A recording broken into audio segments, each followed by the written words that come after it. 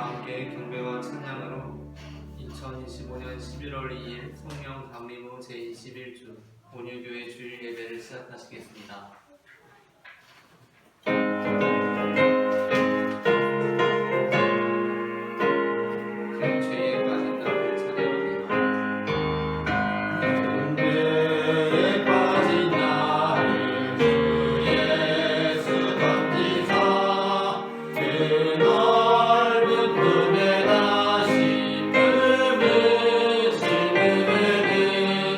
저마다 보람이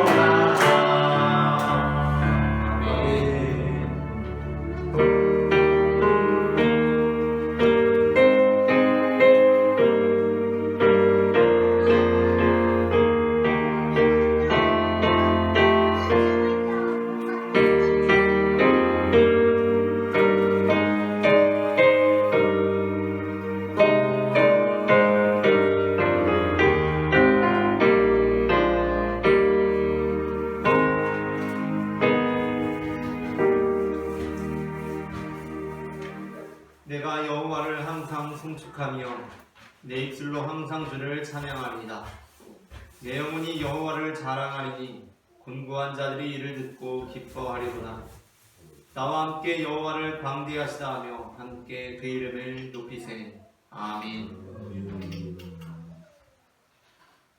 우리의 산업과 분깃을 지켜주시는 하나님 아버지, 감사와 찬송을 올려드립니다. 아비가 아들의 손을 잡고 동행하는 것과 같이, 목자가 지팡이와 막대기로 양을 보호하는 것과 같이 하나님께서 베풀어 주시는 크신 사랑과 은총으로 저희는 지난 한 주간도 평안 중에 지냈습니다. 거기에 큰 복을 더하사 오늘 거룩한 주일을 맞이하여 성전에 나와 예배할 수 있게 하시니 감사합니다. 닫혀있는 저희의 눈과 귀와 마음을 열어주셔서 영광 중에 계신 주님을 뵙게 하시고 성령님의 감동 감화에 이끌려 영과 진리로 하나님께서 기뻐하시는 예배를 드리게 하옵소서. 예수님의 이름으로 기원하옵나이다. 아멘.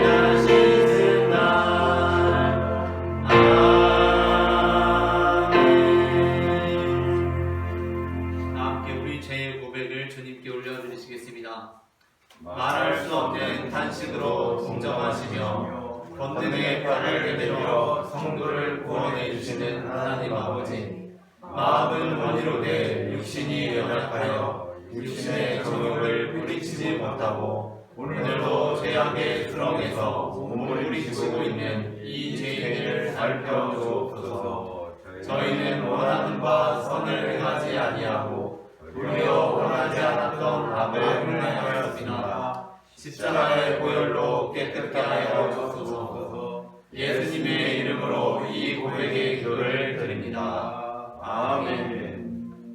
이 시간 우리의 죄를 사하시는 주님의 용서의 말씀을 받으시겠습니다. 하나님께 감사하리로다. 너희가 본래 죄의 종이더니 너희에게 전하여 준 바 교훈의 본을 마음으로 순종하여 죄로부터 해방되어 의에게 종이 되었느니라. 아멘. 다 함께 교독문 73번 이사야 65장을 교독하시겠습니다. 보라, 내가 새하늘과 새 땅을 창조하나니 이전 것은 기억되거나 마음의 생각을 하게 아니할 것이다. 너희는 내가 창조하는 것으로 말미암아 영원히 기뻐하며 즐거워할지어다. 보라, 내가 예루살렘을 즐거운 성으로 창조하며 그 백성을 기쁨으로 삼고 내가 예루살렘을 즐거워하며 나의 백성을 기뻐하리니 우는 소리와 부르짖는 소리가 그 가운데에서 다시는 들리지 아니할 것이며 이리와 어린 양이 함께 먹을 것이며 사자가 소처럼 짚을 먹을 것이며 뱀은 흙을 양식으로 삼을 것이니 나의 성산에서는 해함도 없겠고 상함도 없으리라. 여호와께서 말씀하시니라. 아멘. 다 함께 사도신경으로 우리의 신앙을 고백하시겠습니다.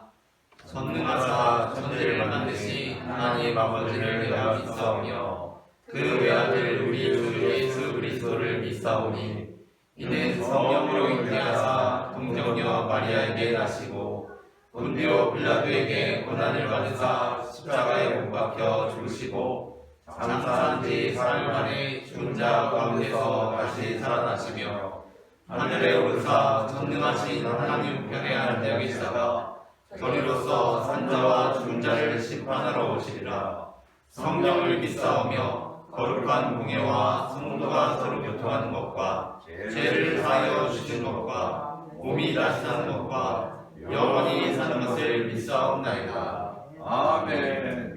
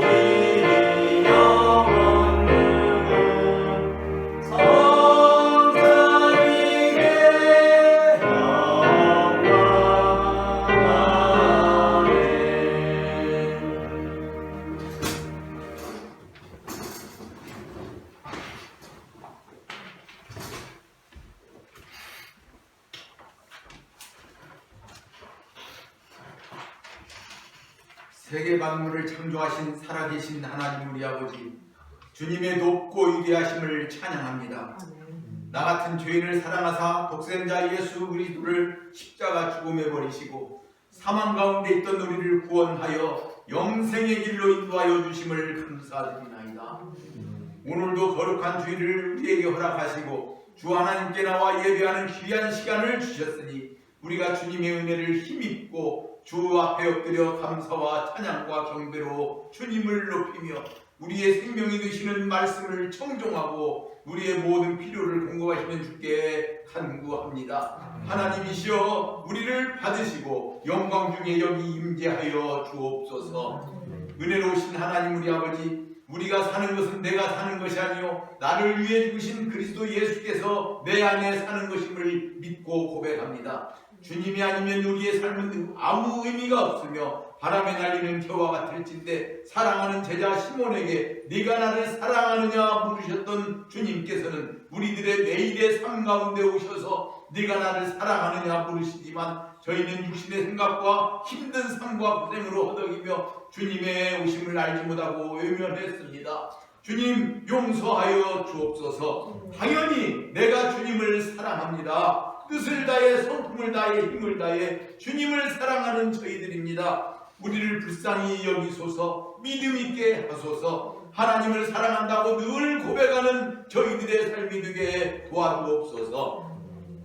이 시간에도 담임 목사님을 통해 살아계신 하나님의 말씀을 허락하여 주심을 감사드립니다. 사람의 귀를 즐겁게 하는 말씀이 아니고 축복만을 비는 말씀도 아니며 누구를 비판하는 말씀이 아닌 순수한 하나님의 말씀을 전하는 목사님으로 세우셨사오니 이 진리를 온전히 영접하여 은혜가 풍성한 하나님을 만나는 시간 되게 도와주옵소서. 이 나라 대한민국을 사랑하시는 하나님 우리 아버지, 경주의 백의 성공적 개최와 한미 관세 협상 타결 그리고 한중 정상회담을 비롯한 각국 정상들과의 성공적인 회담이 되도록 인도하신 하나님께 감사를 드립니다. 과연 세계 속에 뛰어난 대한민국으로 하나님께서 세워주셨습니다. 이 나라가 여기까지 이른 것은 다 하나님의 은혜였습니다. 세계 평화에도 이바지하는 이 나라, 항구적인 평화를 주도하는 대한민국으로 세워주옵시고 특별히 살아계신 하나님을 증거하는 대한민국으로 세워주옵소서. 나아가 복음으로 남북이 통일되고 온 나라가 하나 되는 성령의 역사가 있어지게 하옵소서. 이 시간 말씀을 청종합니다. 말씀을 통해 우리 안에 막혔던 모든 문제가 해결되고 회복되며 새로워지는 우리 모두가 되게 하옵소서. 나라와 권세와 영광이 다 주님의 것임을 찬양드리며 우리를 위해 죽으시고 사흘 만에 부활하신 우리 주 예수 그리스도 이름으로 기도하옵나이다. 아멘.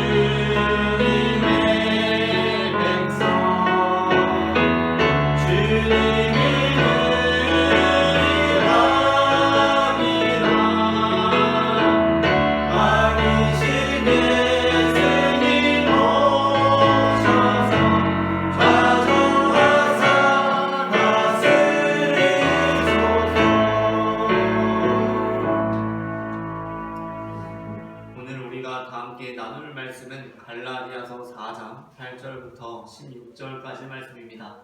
본문을 제가 봉독하겠습니다.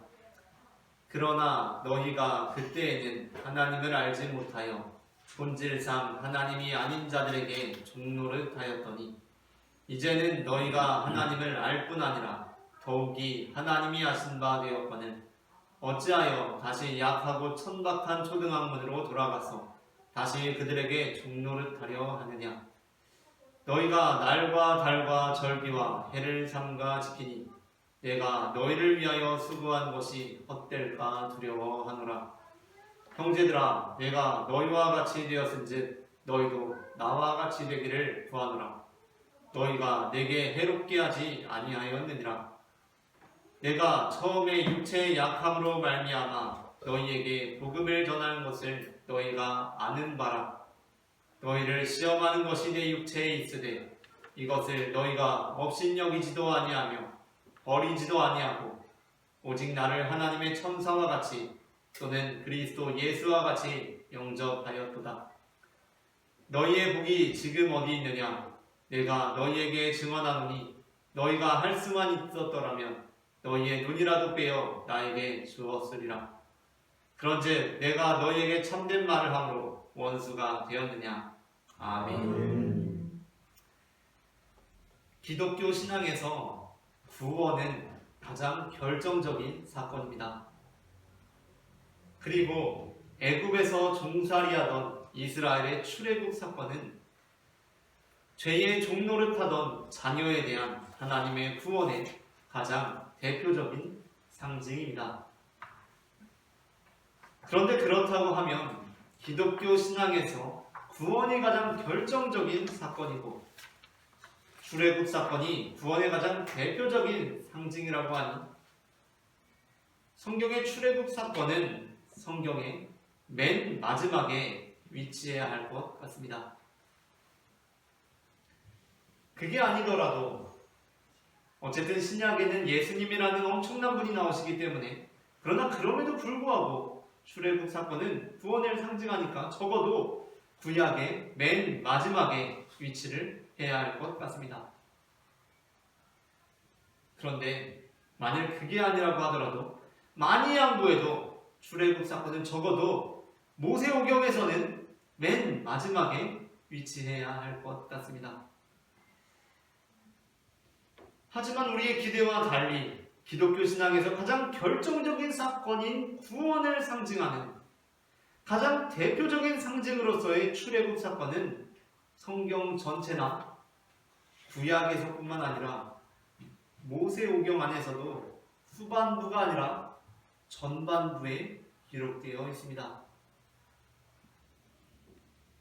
그러니까 우리가 생각할 때는 기독교 신앙 안에서 구원이 가장 결정적인 사건이고 또한 이스라엘의 출애굽 사건이 구원의 가장 대표적인 상징이라고 한다면 성경이 되었든 좀 좁혀서 구약이 되었든 그보다 더 좁혀서 모세오경이 되었든 전반부에는 그 구원을 향한 말씀들이 전개되고 그 구원을 받기 위해 겪게 되는 여러 가지 갈등들이 나타난 후에 그 모든 것을 종결짓는 출애굽이라는 사건이 이루어짐으로써 성경이 그렇게 맞춰지면 될 것 같은데 그게 아니라 출애굽 사건은 전체 성경 중에서도 아니 구약 중에서도 아니 모세오경 중에서도 전반부에 위치해 있다는 것입니다. 그리고 그 뒤에 이어지는 내용들은 무엇입니까? 구원받은 백성들이 어떻게 다시 종살이로 되돌아가지 않고 아니 때로는 종살이로 되돌아가며 살아가게 되는지에 대한 말씀입니다. 그렇다고 할 때 사실 우리의 신앙생활의 핵심을 파고 들어가 보면 사실 우리 신앙생활의 핵심은 구원 그 자체보다도 이미 구원받은 우리가 그 받은 구원을 어떻게 지켜나가는지에 대한 지난한 싸움의 과정에 있다고 할 수도 있을 것 같습니다. 그런데 이상합니다. 아니 그 좋은 구원을 받았으면 그만이지 왜 이미 구원을 받았는데 다시 종살이로 되돌아갑니까? 그게 가능한 일입니까? 우리는 이미 구원받은 사람이 종살이로 되돌아가려고 하는 그 심리 자체가 이해가 되지 않을 수도 있습니다. 그러나 성경은 영적인 의미에서 출애굽한 이스라엘을 통해 이미 구원받은 사람이 종살이로 되돌아가려고 하는 일은 충분히 일어날 수 있는 일일 뿐만 아니라 비일비재하게 일어나는 일이라고 말씀하고 있습니다. 많은 구절들 중에 출애굽기 16장 1절부터 3절을 제가 봉독하겠습니다. 이스라엘 자손이 온 회중이 엘림에서 떠나 엘림과 시내산 사이에 있는 신광야에 이르니 애굽에서 나온 후 둘째 달 15일이라.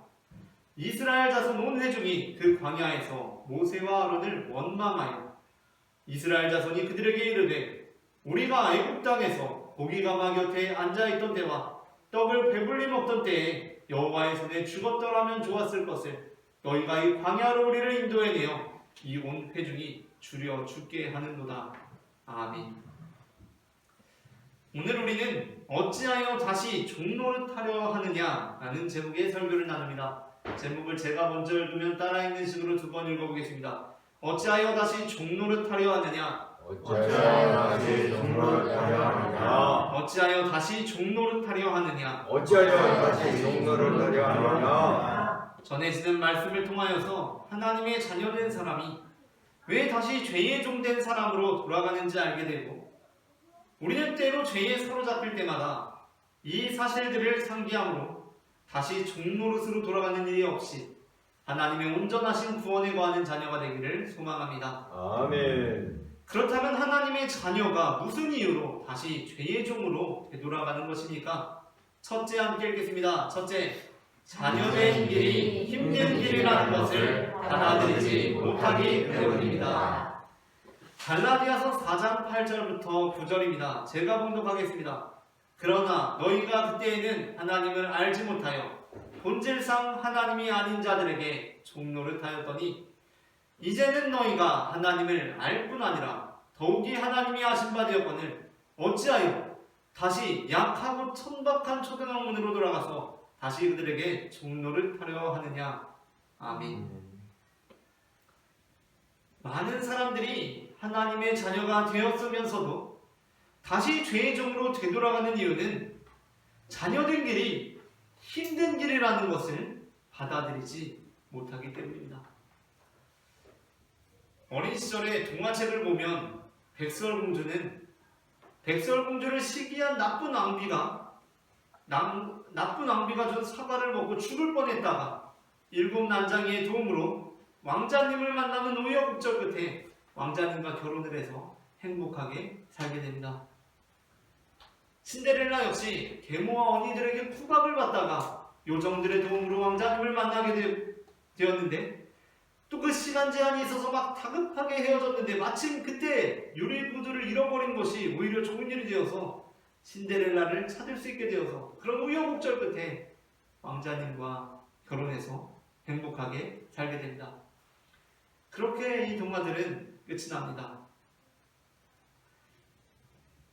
그런데 우리가 인생을 살게 되고 또 나중에 결혼도 하게 되어서 그렇게 결혼 생활을 해본 후에 우리가 백설공주나 신데렐라를 읽게 되면 우리는 그렇게 백설공주는 신데렐라는 왕자님과 결혼해서 행복하게 살았습니다 라는 동화를 읽고 나서 과연 그럴까? 라는 장난스러운 질문을 던지게 됩니다.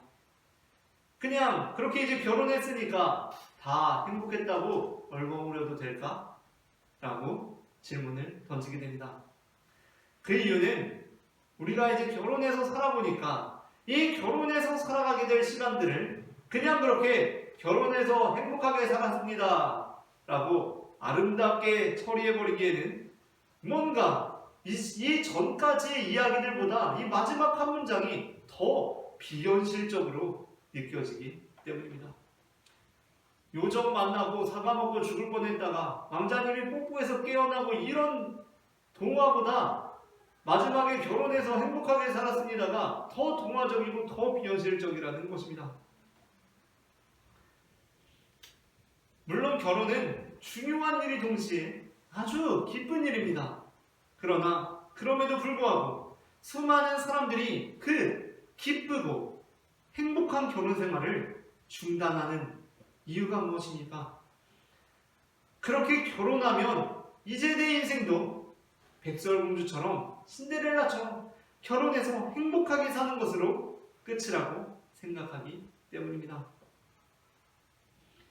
우리가 죄의 종으로 되돌아가는 이유 역시 마찬가지입니다. 죄의 종로로 되돌아가는 많은 사람들은 하나님의 자녀가 된 인생은 이제 자녀돼서 행복하게 사는 것으로 끝이라고 생각하는 사람들입니다. 그런데 그러고 보니 아주 이상합니다. 아니 우리의 결혼을 다루고 있는 이 성경책은 결혼한 다음에 무슨 사연이 그렇게 많길래 이제 구원 받았으면 이제 출애굽했으면 이제 결혼했으면 그냥 행복하게 살았습니다 하고 끝내도 될 것 같은데 출애굽 뒤에 무슨 내용이 이렇게나 많다는 것입니까? 그것부터가 성경을 딱 이 성경책이라는 것을 보면 범상치가 않습니다. 신데렐라나 백설공주를 읽어보면 왕자님과 행복하게 살았습니다 하면 마지막 책장을 덮어야 정상입니다. 그런데 성경은 아닙니다. 우리에게 익숙한 방식으로는 출애굽하고 행복하게 살았습니다 하고 끝나야 할 것 같은데 그 다음 페이지가 없어야 될 것 같은데 이게 뭐지 싶을 정도로 남은 분량이 그냥 조금 많은 것이 아니라 압도적으로 많습니다. 요즘은 다 성경을 스마트폰으로 보기 때문에 실제 성경책조차 잘 보질 않아서 그 느낌이 잘 오지 않을 수도 있는데 제가 바쁜 성경을 찾아서 읽어보니까 출애굽 장면이 바로 이만큼에 나옵니다. 이 부분입니다. 그리고 행복하게 살았습니다. 백설공주와 신데렐라가 행복하게 살았습니다 하고 덮어야 되는데 이제 이게 이 뒤에 왜 이렇게 많은지 결혼 생활이 이게 보통은 아니었구나라는 것을 깨닫게 된다는 것입니다. 그것은 그 출애굽 이후에 수많은 사연들이 있다는 것이고 그 길을 그냥 그렇게 결혼해서 행복하게 살았습니다 하고 끝낼 만큼 단순하지 않다는 것을 암시합니다. 사도 바울은 갈라디아서 4장 8절부터 9절에서 율법을 약하고 천박한 초등 학문이라고 비유합니다. 이미 앞서 바울은 갈라디아서 3장에서 율법을 초등 교사에 비유한 바 있습니다. 그러나 그곳에서의 초등 교사는 우리를 그리스도께로 인도하는, 그러니까 우리가 이제 초등 교사 아래에 있지 않고 더 이상 초등 교사 아래에 있을 필요도 없지만 그럼에도 불구하고 율법이라는 초등 교사는 여전히 우리에게 유의미하다는 뜻에서 매우 긍정적으로 율법을 초등 교사라고 표현한 것입니다. 그러나 갈라디아서 4장에서의 초등학문은 그렇지 않습니다. 우리말에는 두 글자가 비슷하니까 비슷하지 않을까 생각할 수 있는데 전혀 다른 의미를 담고 있습니다. 여기서의 초등학문은 아주 단순하고 순진해서 진리의 본질에 이르기에는 턱없이 부족한 것으로 매우 부정적인 뉘앙스를 담고 있는 것입니다. 그러니까 구원받은 하나님의 자녀가 걸어가야 하는 길은 초등학문보다 더 어렵고 복잡한 중등학문, 고등학문의 길인데 다시 죄의 종노릇으로 되돌아가는 사람들은 이 길이 어렵고 힘들고 지나치게 복잡하다면서 나 초등학교 때는 분명히 100점 맞았는데 이러면서 다시 초등학교 시절로 돌아간다는 것입니다. 그러나 여전히 하나님의 자녀된 사람들은 이 어렵고 복잡한 것들을 어렵고 복잡한 것이 당연한 것으로서 받아들입니다. 본래 우리가 가기로 한 이 길, 이제 우리가 진입한 이 길은 그 문이 좁고 길이 협착하다는 것을 받아들입니다. 그렇게 우리를 생명으로 인도하는, 우리를 진리의 본질에 이르게 하는 길을 걸어가는 것입니다. 초등학교에 다니다가 중학교 가서 수학책을 펴보고는 야, 너 왜 이렇게 복잡하냐? 해설이 왜 이렇게 기냐? 하면서 공부를 때려치우는 아이가 있고 그 복잡한 공부를 통해서 더 나은 길로 나아가는 아이들이 있습니다. 끝까지 자녀의 길을 걸어가는 사람들은 자녀 되면 쉬운 줄 알았더니 이거 되게 복잡하네 라는 너무나 우리가 생각하기에는 어이가 없고도 약하고 천박한 초등학문의 생각을 갖고 있는 사람들이 아닙니다. 하나님의 우리는 이 길이 힘들 것이라는 것을 이미 알고 있었습니다. 복잡할 것을 이미 알고 있었습니다. 하나님의 뜻은 우리의 생각과 다르고 달라더라도 그 뜻이 높고 깊고 클 것임을 알고 있었습니다. 그러나 바로 그렇기 때문에 우리를 더 높은 차원으로 이끌어줄 것도 알고 있습니다. 그래서 우리는 이 힘든 길이 생명의 길이기에 걸어가는 것입니다. 다음으로 둘째 함께 읽겠습니다. 둘째, 처음 사랑을 잊어버리기 때문입니다. 갈라디아서 4장 13절부터 15절 말씀을 제가 봉독하겠습니다. 내가 처음에 육체의 약함으로 말미암아 너희에게 복음을 전한 것을 너희가 아는 바라. 너희를 시험하는 것이 내 육체에 있으되 이것을 너희가 업신여기지도 아니하며 버리지도 아니하고 오직 나를 하나님의 천사와 같이 또는 그리스도 예수와 같이 영접하였도다. 그런데 너희가 처음 그때 나에게 있던 그 복이 지금 어디 있느냐? 내가 너희에게 증언하노니 너희가 처음에는 할 수만 있었더라면 너희의 눈이라도 빼어 나에게 주었으리라.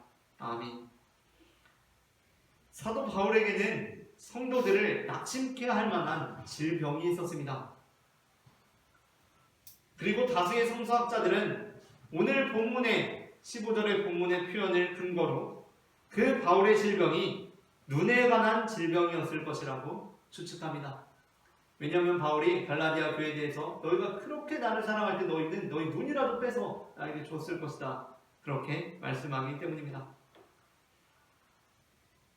물론 우리가 생각할 때에는 눈에 관한 질병이 왜 성도들을 낙심케 할 만한 질병이 될 수 있는가라고 생각할 수도 있습니다. 그래서 일부 성서학자들은 눈에 관한 질병이 성도들을 낙심케 하진 않을 것 같은데 그보다는 간질이지 않겠는가, 그렇게 발작을 일으키는 간질이었을 것이라고 생각하기도 합니다. 그러나 눈에 관한 질병은 초대교회 당시 성도들을 낙심케 할 만한 질병이었습니다. 만일 어느 날부턴가 제가 시력에 문제가 생긴다고 하더라도 우리 중에 어떠한 성도님께서도 물론 제 시력에 문제가 생긴 것을 안타까워하기는 하시겠지만, 아니 목사님이 무슨 잘못을 했길래 청각에 문제가 생긴 것도 아니고 후각에 문제가 생긴 것도 아니고 왜 특별히 시각에 문제가 생기진 거지? 라고 생각하지는 않으실 것입니다. 그러나 초대교회 당시에는 눈에 관한 질병이라는 것은 특별히 하나님과의 관계에서 그 관계가 온전치 못함을 상징하는 것으로 이해되었습니다. 요한복음 9장에서 제자들은 이제까지 수많은 병자들, 환자들, 귀신 들린 자들을 만나면서 지내왔습니다. 그런데 이들이 아주 중요한 질문을 던진 사람이 있습니다. 그 질문은 요한복음 9장에 나옵니다. 이 사람이 맹인으로 난 것이 누구의 죄로 인함이니까? 자기니까? 그의 부모니까? 라고 이들은 맹인에 대해서 물었습니다. 예수님께서도 예수님을 만난 사람들에게 벌어지는 일들에 대해서 이렇게 말씀하셨습니다. 마태복음 11장 4절부터 5절을 제가 읽겠습니다. 예수께서 대답하여 이르시되 너희가 가서 듣고 보는 것을 요한에게 알리되 맹인이 보며 못 걷는 사람이 걸으며 나병 환자가 깨끗함을 받으며 못 듣는 자가 들으며 죽은 자가 살아나며 가난한 자에게 복음이 전파된다 하라. 아멘. 예수님을 만난 사람들에게 벌어지는 일로서 가장 처음 언급되는 것이 무엇입니까? 맹인이 보게 되는 일입니다. 그러니까 지금 우리는 맹인에 대해서, 지금 오늘날 우리가 맹인에 대해서는 그런 이해를 가져서는 안 되겠지만, 초대교회 당시 시각장애인에 대한 이해라는 것은 즉 죄인 또는 예수님을 만나지 못한 사람의 전형적인 상징이었다는 것입니다. 그런데 바울이 그런 눈에 관한 질병이 있었으니 그게 얼마나 성도들에게 걸림돌이 되었겠습니까? 하지만 정말 놀랍게도 갈라디아 교회는 그러한 바울을 업신여기지 않았습니다. 오히려 그러한 바울을 하나님의 천사와 같이, 그리스도 예수와 같이 영접했다고 합니다. 그런데 처음에 그렇게 사도 바울을 대했던 갈라디아 교회가 이제는 달라져 있었던 것입니다.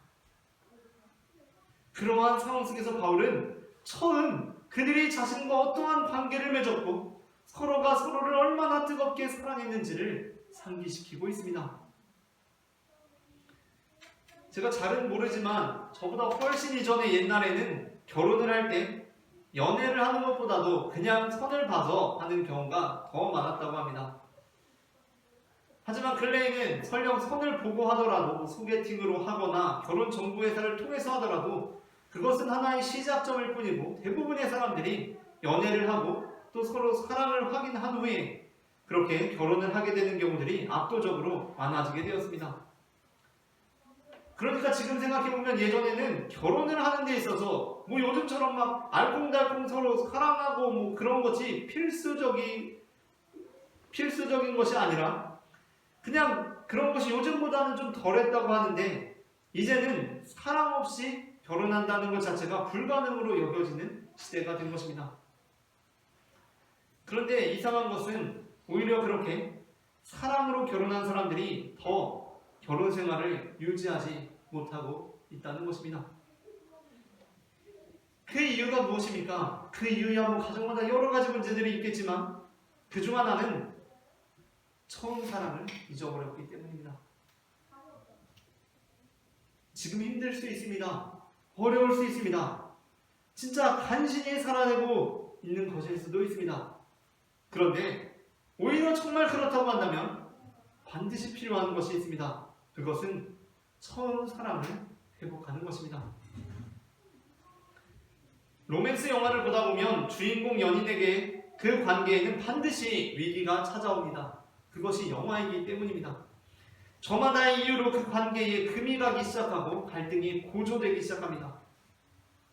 그런데 또 대부분 비슷한 계기로 그 관계가 다시 회복됩니다.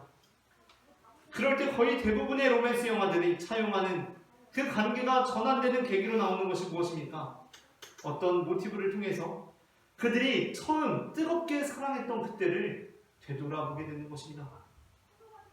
그러면 이제 잔잔했던 음악이 점점 감정을 고조시키고 전환되면서 그래, 우리는 지금 이렇게 서로 죽도록 미워하고 있지만 그렇게 우리는 죽도록 사랑했던 우리였어 하면서 하던 일을 때려치고 가던 길을 돌아서서 서로를 향해 달려가게 되는 것입니다.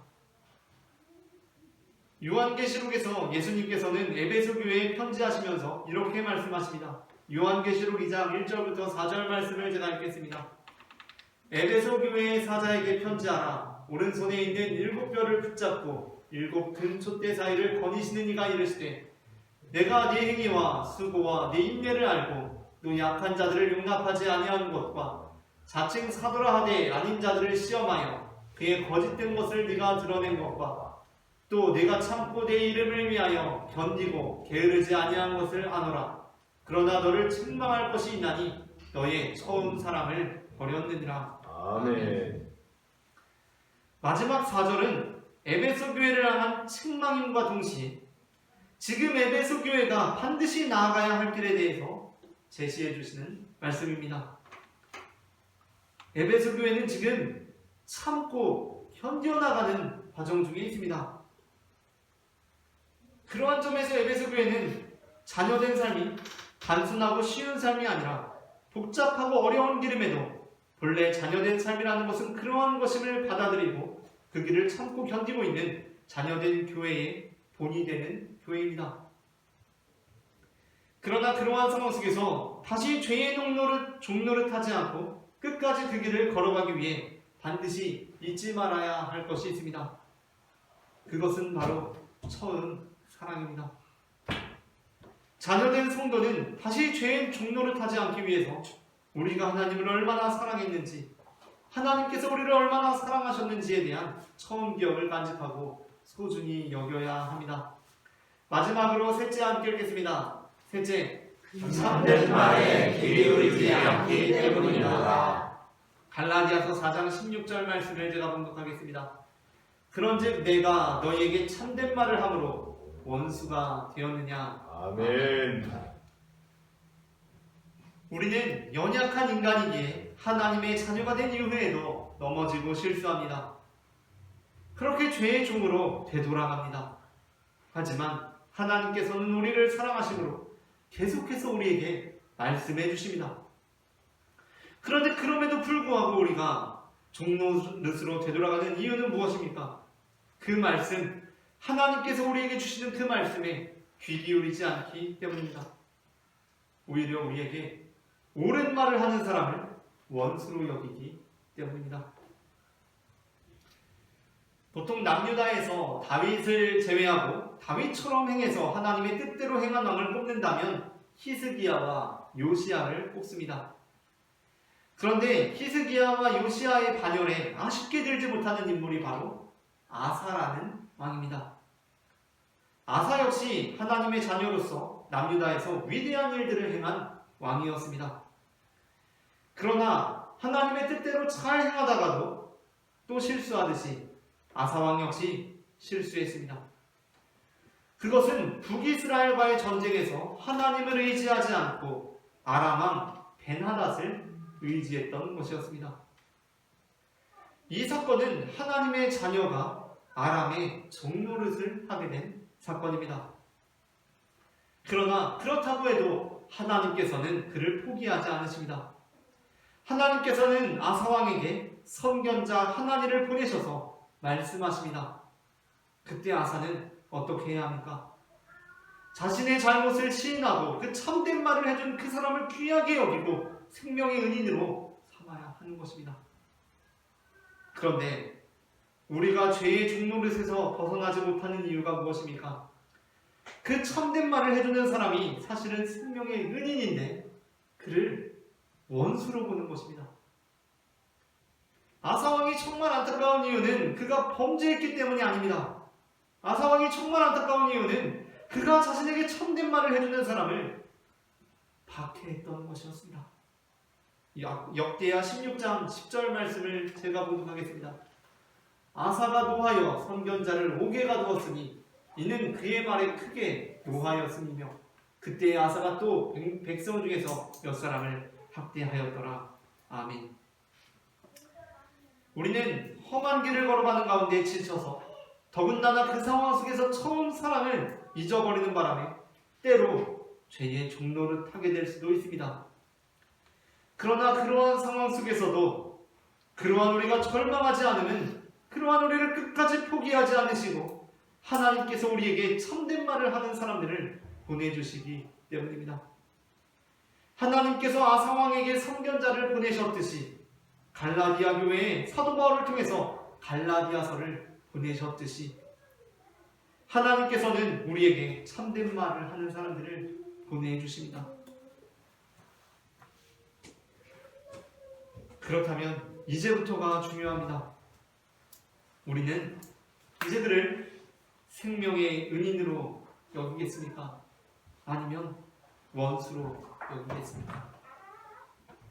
우리가 하나님께서 자녀된 우리에게 전해주시는 하나님의 말씀에 귀 기울임으로 다시는 죄의 종노릇하지 않는 성도가 되기를 소망합니다. 아멘. 말씀을 마칩니다. 하나님의 자녀가 다시 죄의 종노릇으로 되돌아가는 이유는 자녀된 길이 힘든 길이라는 것을 받아들이지 못하기 때문이고 처음 사랑을 잊어버리기 때문이며 참된 말에 귀 기울이지 않기 때문입니다. 아멘. 우리는 이제 하나님의 자녀가 되었으니 설령 우리가 때로 넘어지고 쓰러질지라도 끝까지 우리를 포기하지 않으시고 붙들어 주시는 주님의 손을 의지하여 끝까지 이 생명의 길을 걸어가는 하나님의 자녀가 되기를 소망합니다. 아멘. 함께 기도하시겠습니다. 사랑의 주님 은혜를 감사합니다. 죄의 종살이하던 우리를 구원의 땅으로 불러주셔서 우리가 주님의 자녀로 살아가게 하시니 은혜를 감사합니다. 아멘. 그러나 주님, 우리가 때로는 다시 죄의 종된 삶을 그리워하며 그때로 돌아갈 때가 있음을 고백합니다. 아멘. 그때마다 우리를 다시 부르시고 다시 찾으시는 주님의 음성에 귀 기울여 다시 자녀의 신분을 회복하는 믿음의 자녀들 될 수 있도록 인도하여 주시옵소서. 아멘. 사랑의 주 예수 그리스도의 이름으로 기도합니다. 아멘. 다 함께 찬송가 338장 내 주를 가까이 하게 하면 찬송하시면서 봉헌하시겠습니다.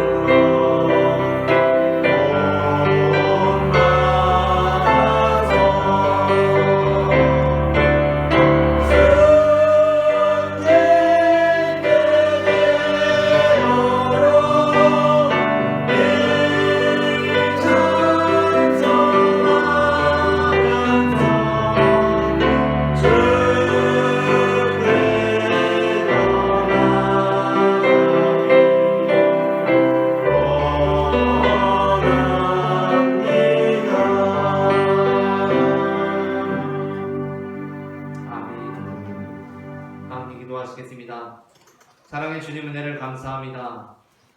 지난 한 주간도 하나님께서 우리의 발걸음마다 인도하여 주셔서 우리가 이렇게 주님 앞에 나와 예배할 수 있음을 고백합니다. 아멘. 시작되는 한 주간도 전능의 주 하나님만을 의지하오니 사랑의 주님께서 우리를 지켜주시고 보호하여 주셔서 우리가 늘 생명길을 걸을 수 있도록 인도하여 주시옵소서. 아멘. 이 시간 주님 앞에 거룩한 예물을 드린 손길들이 있습니다. 이 예물 주여. 드린 손길들 기억하여 주시고 이 예물이 쓰이는 곳마다 하나님의 나라가 이루어지게 하시며 아멘. 우리 드린 손길들 가운데 주님께서 베풀어 주시는 은혜와 축복이 우리의 잔을 차고도 넘쳐 우리의 가족들에게, 이웃들에게, 동료들에게, 친구들에게까지 흘러갈 수 있도록 역사하여 주시옵소서. 아멘. 사랑의 주 예수 그리스도의 이름으로 기도합니다. 아멘. 이 시간에는 우리에게 생명을 주시는 주님의 몸과 피를 받으시겠습니다.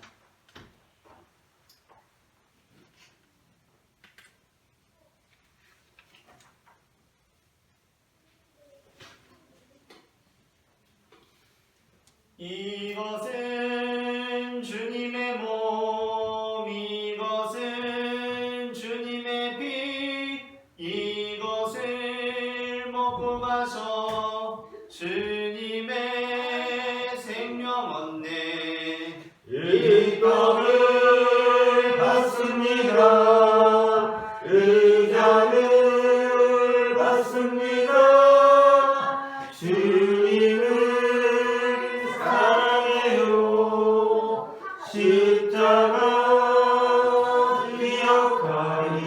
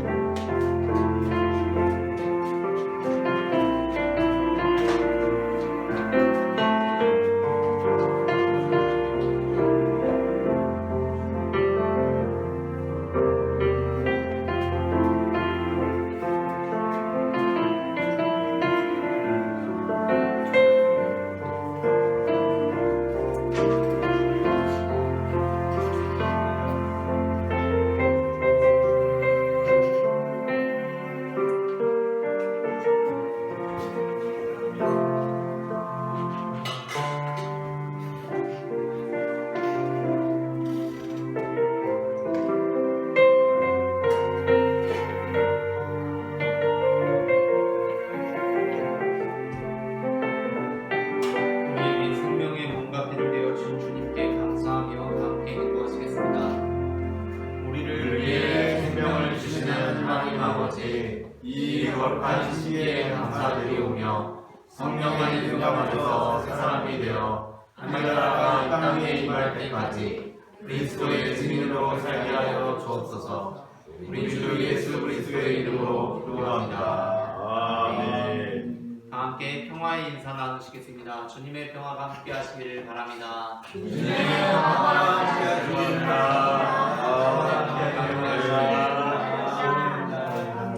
다 함께 일어나셔서 찬송가 620장 여기에 보인 우리 1절 찬송하시겠습니다.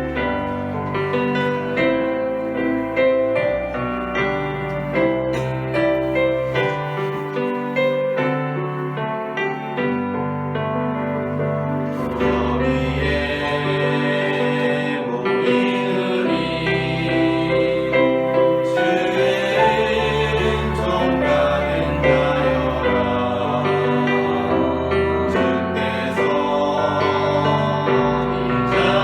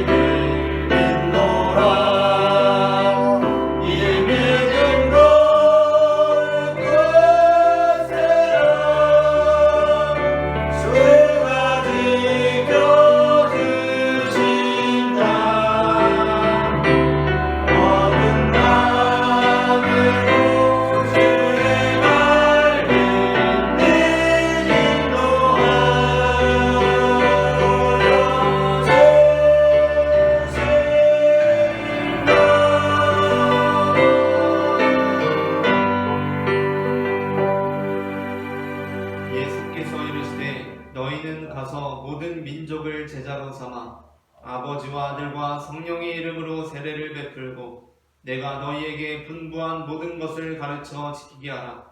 볼지어다 내가 세상 끝날까지 너희와 항상 함께 있으리라. 아멘.